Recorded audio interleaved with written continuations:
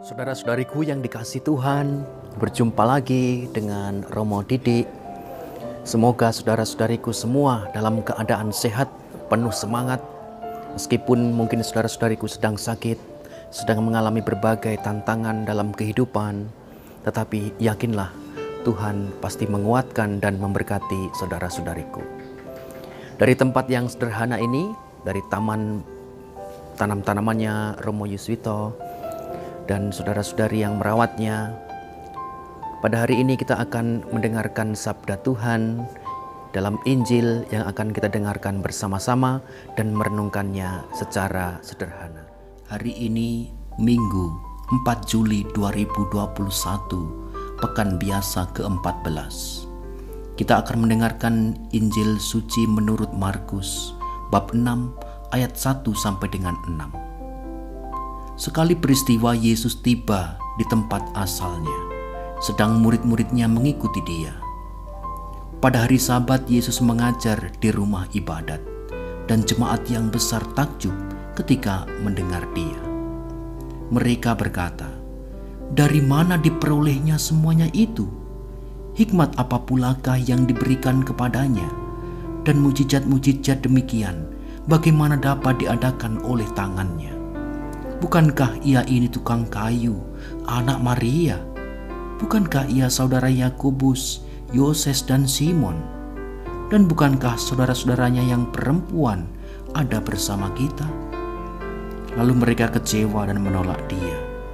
Maka Yesus berkata kepada mereka, "Seorang nabi dihormati di mana-mana, kecuali di tempat asalnya sendiri, di antara kaum keluarganya dan di rumahnya." Maka Yesus tidak mengadakan satu mujizat pun di sana, kecuali menyembuhkan beberapa orang sakit dengan meletakkan tangannya atas mereka. Yesus merasa heran atas ketidakpercayaan mereka. Lalu Yesus berjalan keliling dari desa ke desa sambil mengajar. Demikianlah sabda Tuhan. Terpujilah Kristus. Saudara-saudariku yang terkasih, tadi kita mendengarkan kisah di dalam Injil. Yesus ditolak. Yesus ditolak di tempat asalnya. Saudara-saudariku pernah mengalami penolakan? Pasti pernah. Saya yakin pasti pernah. Dan juga mungkin pernah menolak orang lain, atau bahkan menolak kasih Allah dengan tidak bersyukur, dengan menggerutu, dengan protes, dengan mengeluh dan sebagainya, menyalahkan Tuhan karena Tuhan belum memenuhi keinginan kita. Pengalaman ditolak dan menolak ini adalah pengalaman hidup manusiawi. Kita harus berani jujur saudara-saudariku, bahwa hidup kita dihadapkan juga pada hidup orang lain. Hidup kita dihadapkan pada pilihan-pilihan. Apakah kita akan membenci? Apakah kita akan mengasihi? Apakah kita akan mengampuni? Apakah kita akan menerima dan menolak? Semua dihadapkan kepada kita. Tetapi Yesus hari ini mengajari kita bahwa mengikuti Kristus haruslah siap untuk ditolak. Ketika Yesus ditolak di tempat asalnya, alasannya sepele saudara-saudariku. Mereka melihat siapa Yesus itu, anaknya sopo, anaknya siapa? Loh, itu bukannya anaknya Yusuf si tukang kayu itu? Ayo kita jujur, apakah kita pernah memandang orang seperti itu? Oh alah, itu tuh cuman cari muka. Emang mukanya hilang di mana? Atau itu pencari perhatian? Oh itu cuman dia tuh cuman alah sok-sok baik aja, padahal dia ya kayak gitu, keluarganya kayak gitu. Dia berusaha untuk seolah-olah tampil baik. Dengan berbagai perkataan ya, dengan berbagai frame, kita menilai orang lain yang berbuat baik.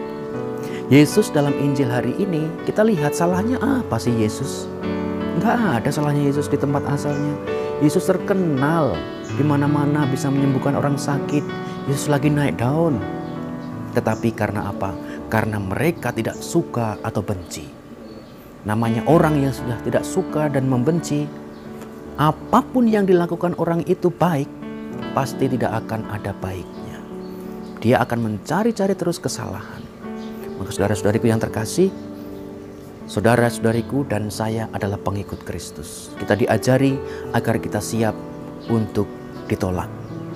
Tetapi Yesus mengajarkan kepada kita, ketika kita ditolak di tempat ini, ternyata masih ada tempat lain kita bisa berbuat baik. Kita bisa mengasihi.